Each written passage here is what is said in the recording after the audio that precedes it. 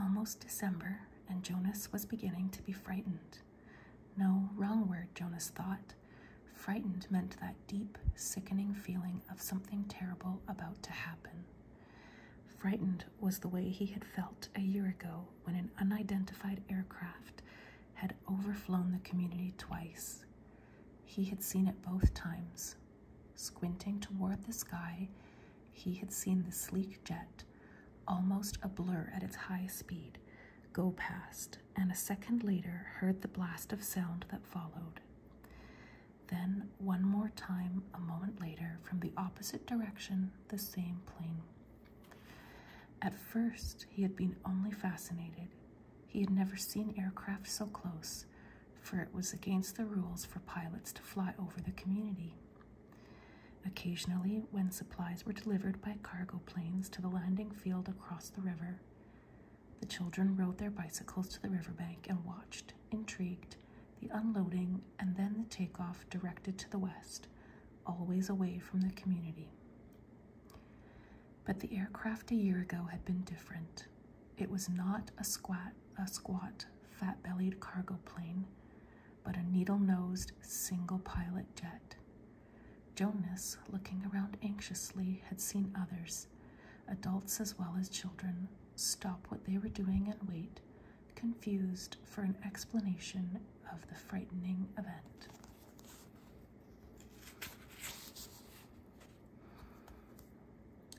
Then all of the citizens had been ordered to go into the nearest building and stay there. Immediately, the rasping voice through the speakers had said, "Leave your bicycles where they are."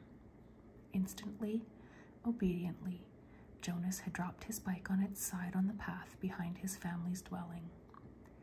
He had run indoors and stayed there alone. His parents were both at work, and his little sister Lily was at the child care center, where she spent her after-school hours. Looking through the front window, he had seen no people, none of the busy afternoon crew of street cleaners, landscape workers, and food delivery people who usually populated the community at that time of day. He saw only the abandoned bikes here and there on their sides. An upturned wheel on one was still revolving slowly. He had been frightened then. The sense of his own community silent, waiting, had made his stomach churn. He had trembled. But it had been nothing. Within minutes, the speakers had crackled again, and the voice, reassuring now and less urgent, had explained that a pilot in training had misread his navigational instructions and made a wrong turn. Desperately, the pilot had been trying to make his way back before his error was noticed. "Needless to say, he will be released," the voice had said, followed by silence. There was an ironic tone to that final message, as if the speaker found it amusing, and Jonas had smiled a little, though he knew what a grim statement it had been. For a contributing citizen to be released from the community was a final decision, a terrible punishment, an overwhelming statement of failure.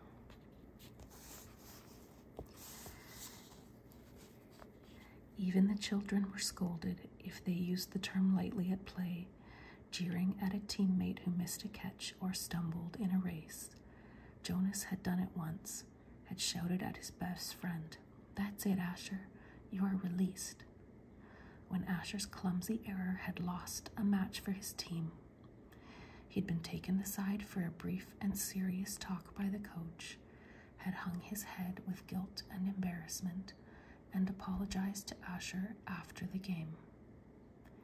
Now, thinking about the feeling of fear as he pedaled home along the river path, he remembered that moment of palpable, stomach-sinking terror when the aircraft had streaked above.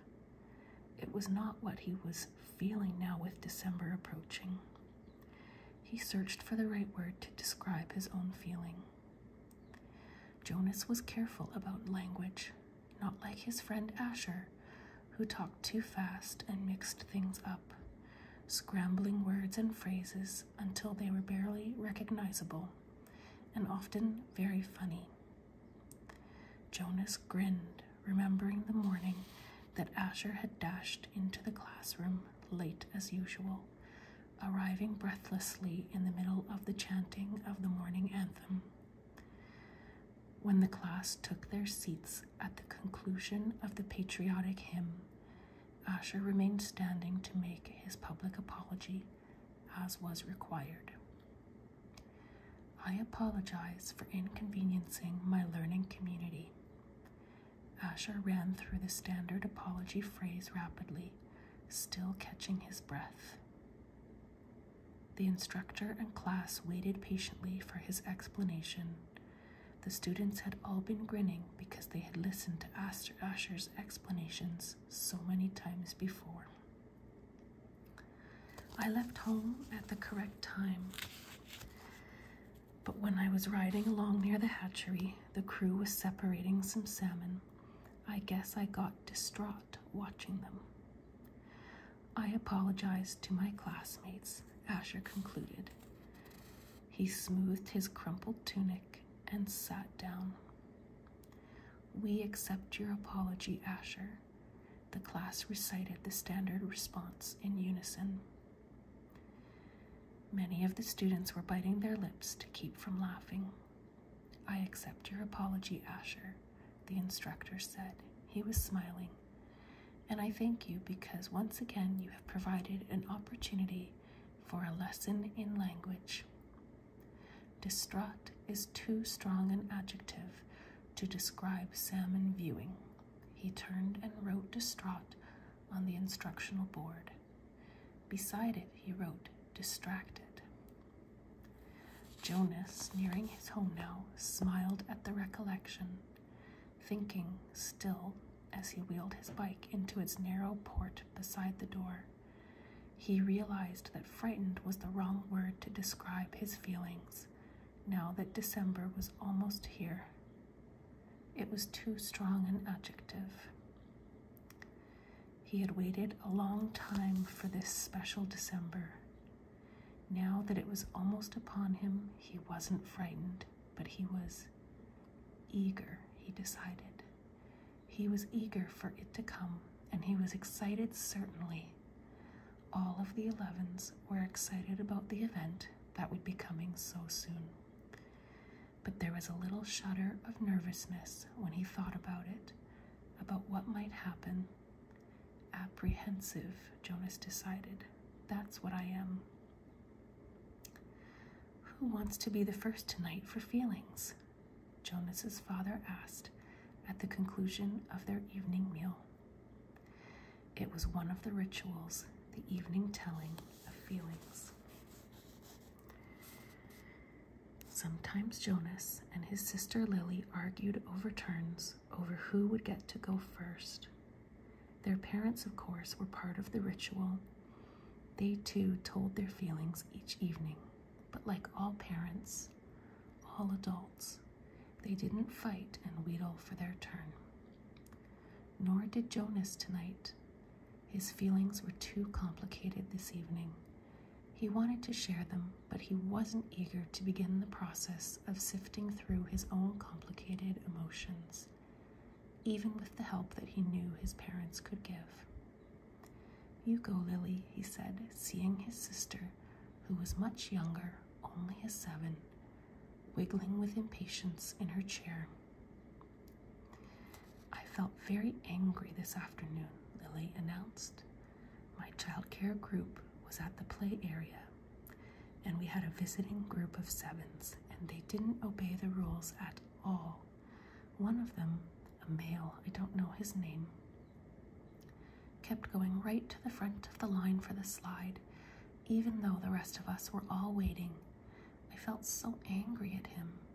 I made my hand into a fist like this. She held up a clenched fist, and the rest of the family smiled at her small, defiant gesture. Why do you think the visitors didn't obey the rules? Mother asked. Lily considered and shook her head. I don't know. They acted like animals, Jonas suggested, and he laughed. That's right, Lily said, laughing too. Like animals. Neither child knew what the word meant exactly, but it was often used to describe someone uneducated or clumsy, someone who didn't fit in.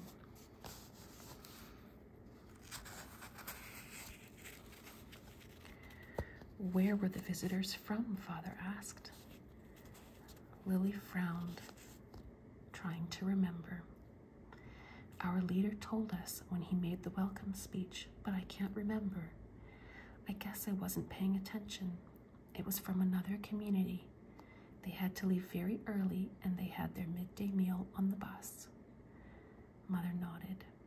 Do you think it's possible that their rules may be different, and so they simply didn't know what your play area rules were? Lily shrugged and nodded. I suppose. You've visited other communities, haven't you? Jonas asked. My group has often. Lily nodded again.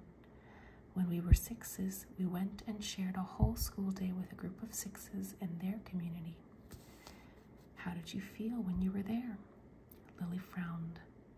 I felt strange because their methods were different. They were learning usages that my group hadn't learned yet, so we felt stupid. Father was listening with interest. I'm thinking, Lily, he said, about the boy who didn't obey the rules today. Do you think it's possible that he felt strange and stupid, being in a new place with rules that he didn't know about? Lily pondered that. Yes, she said finally. I feel a little sorry for him, Jonas said, even though I don't even know him. I feel sorry for anyone who is in a place where he feels strange and stupid. How do you feel now, Lily? Father asked. Still angry? I guess not, Lily decided. I guess I feel a little sorry for him, and sorry I made a fist, she grinned. Jonas smiled back at his sister. Lily's feelings were always straightforward, fairly simple, usually easy to resolve. He guessed that his own had been too when he was a 7. He listened politely, though not very attentively, while his father took his turn, describing a feeling of worry that he'd had that day at work, a concern about one of the new children who wasn't doing well. Jonas's father's title was nurturer. He and the other nurturers were responsible for all the physical and emotional needs of every new child during its earliest life. It was a very important job.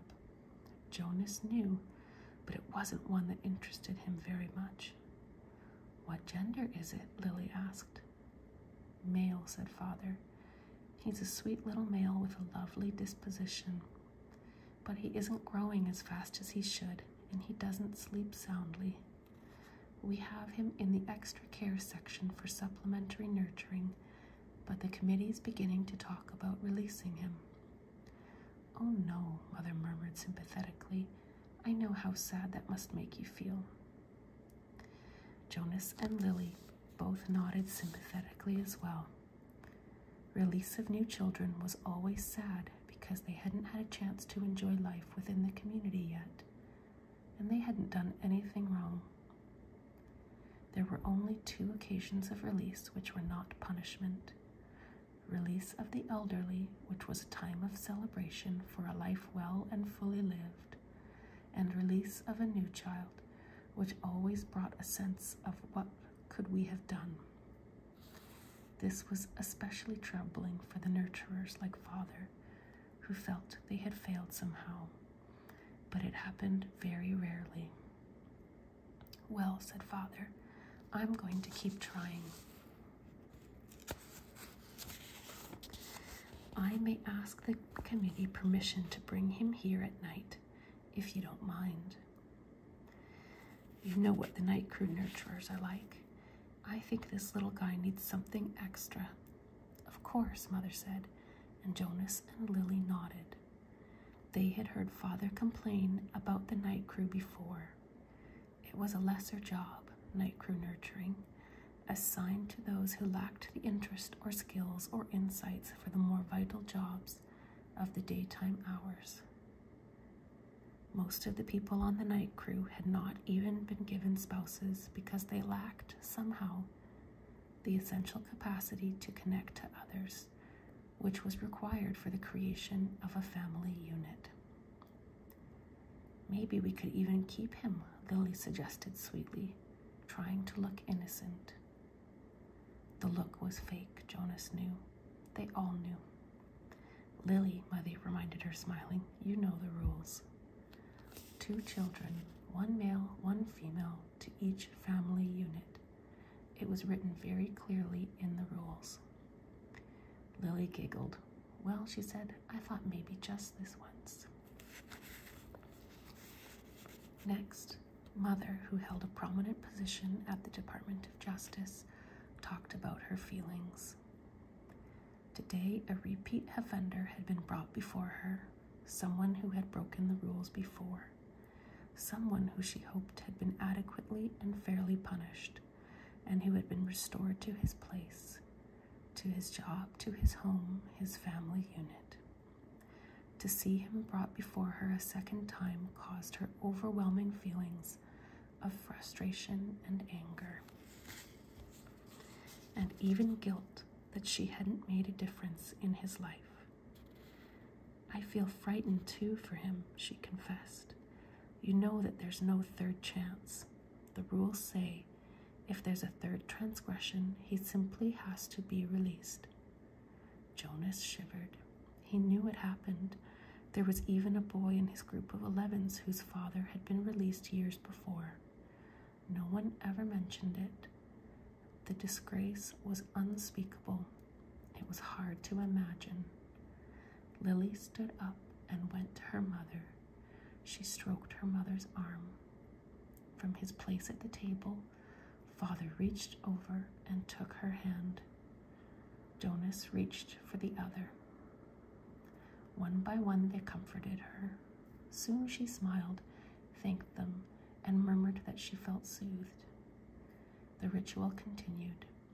Jonas, Father asked, your last tonight. Jonas sighed. This evening he almost would have preferred to keep his feelings hidden, but it was, of course, against the rules. I'm feeling apprehensive, he confessed, glad that the appropriate descriptive word had finally come to him. Why is that, son? His father looked concerned. I know there's really nothing to worry about, Jonas explained, and that every adult has been through it. I know you have, Father, and you too, Mother, but it's the ceremony that I'm apprehensive about. It's almost December. Lily looked up, her eyes wide. The ceremony of 12, she whispered in an odd voice. Even the smallest children, Lily's age and younger, knew that it lay in the future for each of them.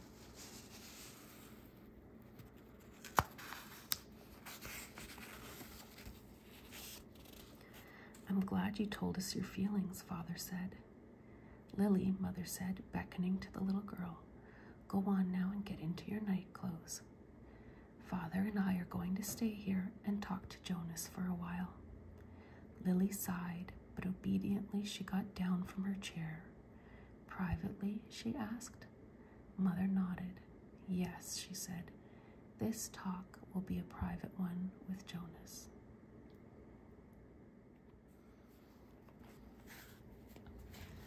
Chapter 2. Jonas watched as his father poured a fresh cup of coffee. He waited.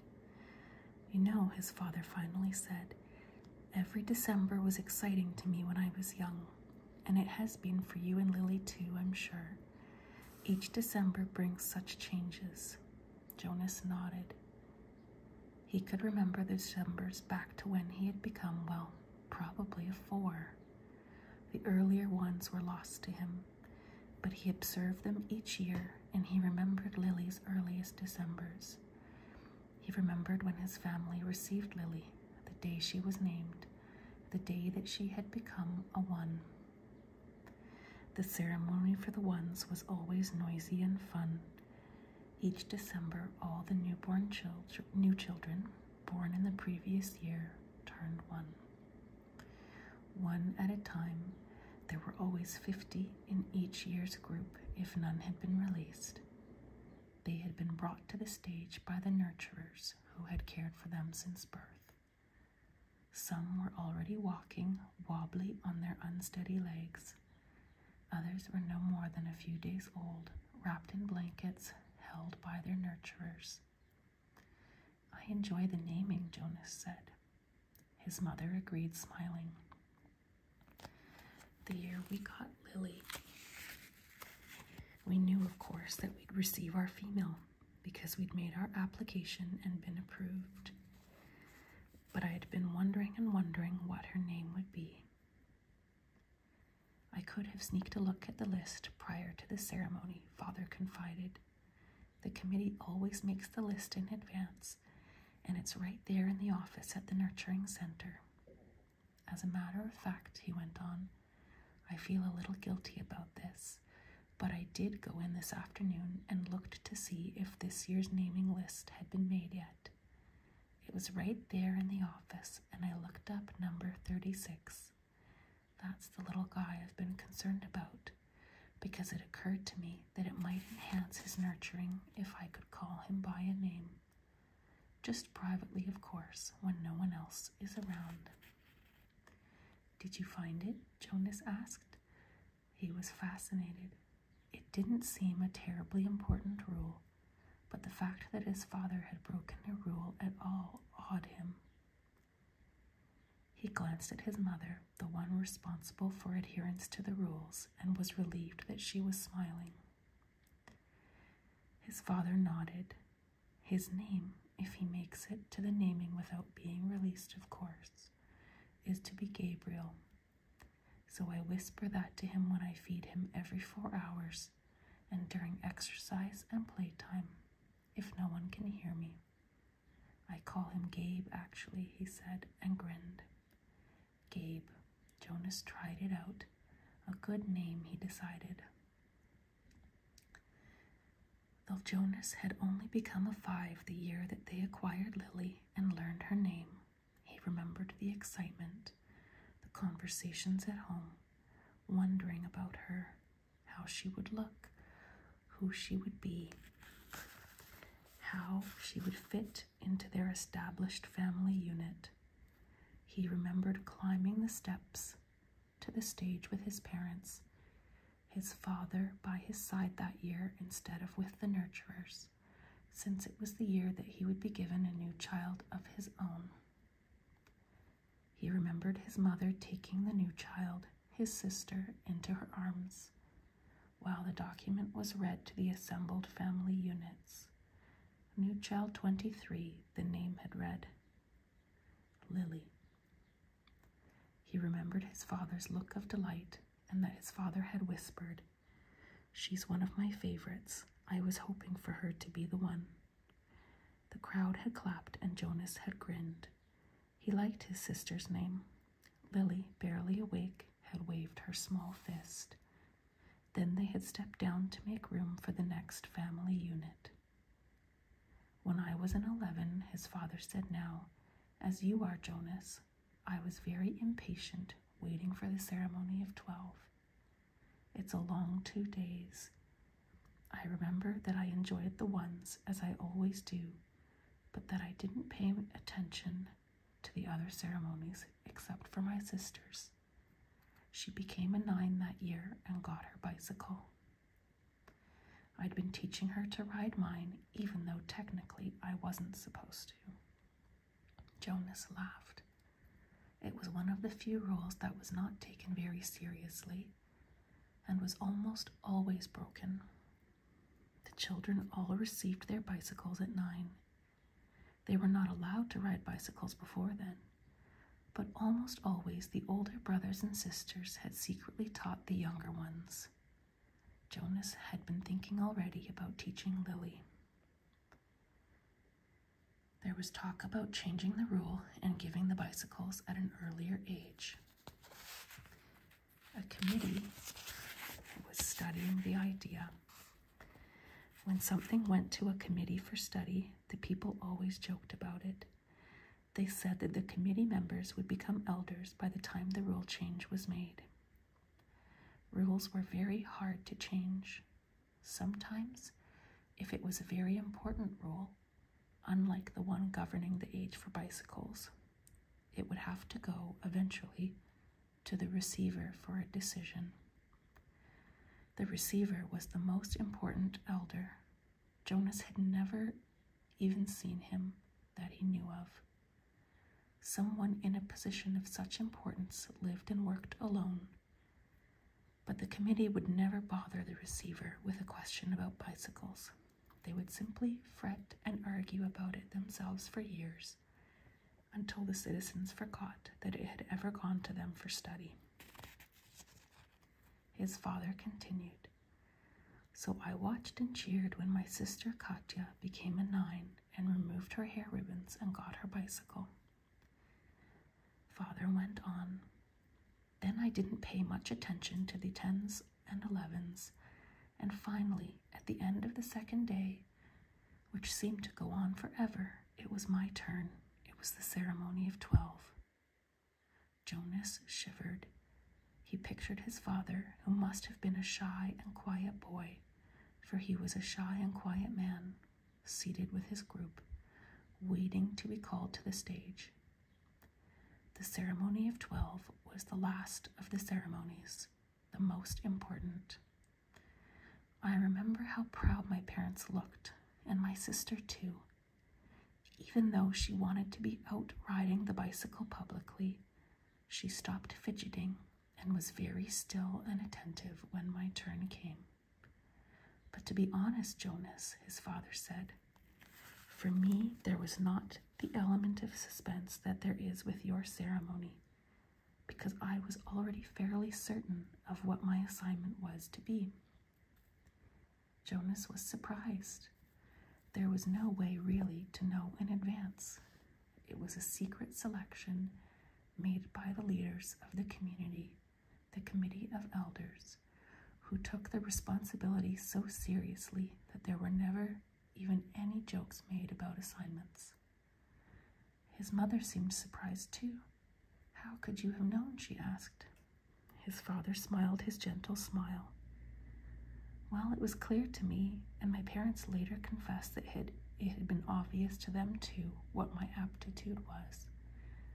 I had always loved the new children more than anything. When my friends in my age group were holding bicycle races or building toy vehicles or bridges with their construction sets. All the things I do with my friends," Jonas pointed out, and his mother nodded in agreement. "I always participated, of course, because as children we must experience all of those things. And I studied hard in school, as you do, Jonas. But again and again, during free time, I found myself drawn to the new children. I spent almost all of my volunteer hours helping in the nurturing center. Of course, the elders knew that from their observation." Jonas nodded. During the past year, he had been aware of the increasing level of observation. In school, at recreation time, and during volunteer hours, he had noticed the elders watching him and the other 11s. He had seen them taking notes. He knew, too, that the elders were meeting for long hours with all of the instructors that he and the other 11s had had during their years of school. So I expected it, and I was pleased, but not at all surprised when my assignment was announced as nurturer, Father explained. "Did everyone applaud, even though they weren't surprised?" Jonas asked. "Oh, of course. They were happy for me, that my assignment was what I wanted most. I felt very fortunate." His father smiled. "Were any of the 11s disappointed your year?" Jonas asked. Unlike his father, he had no idea what his assignment would be, but he knew that some would disappoint him. Though he respected his father's work, nurturer would not be his wish, and he didn't envy laborers at all. His father thought, "No, I don't think so. Of course, the elders are so careful in their observations and selections." "I think it's probably the most important job in our community," his mother commented. "My friend Yoshiko was surprised by her selection as doctor," father said, "but she was thrilled. And let's see, there was Andre. I remember that when we were boys, he never wanted to do physical things. He spent all the recreation time he could with his construction set, and his volunteer hours were always on building sites. The elders knew that, of course. Andre was given the assignment of engineer, and he was delighted. Andre later designed the bridge that crosses the river to the west of town," Jonas's mother said. "It wasn't there when we were children." "There are very rarely disappointments, Jonas. I don't think you need to worry about that," his father reassured him. "But if there are, you know there's an appeal process." But they all laughed at that. An appeal went to a committee for study. "I worry a little about Asher's assignment," Jonas confessed. "Asher's such fun, but he doesn't really have any serious interests. He makes a game out of everything." His father chuckled. "You know," he said, "I remember when Asher was a newborn at the nurturing center, before he was named. He never cried. He giggled and laughed at everything. All of us on the staff enjoyed nurturing Asher." "The elders know Asher," his mother said. "They'll find exactly the right assignment for him. I don't think you need to worry about him. But Jonas, let me warn you about something that may not have occurred to you. I know I didn't think about it until after my ceremony of 12. "What's that?" "Well, it's the last of the ceremonies, as you know. After 12, age isn't important. Most of us even lose track of how old we are as time passes, though the information is in the Hall of Open Records, and we could go look it up if we wanted to. What's important is the preparation for the adult life and the training you'll receive in your assignment." "I know that," Jonas said.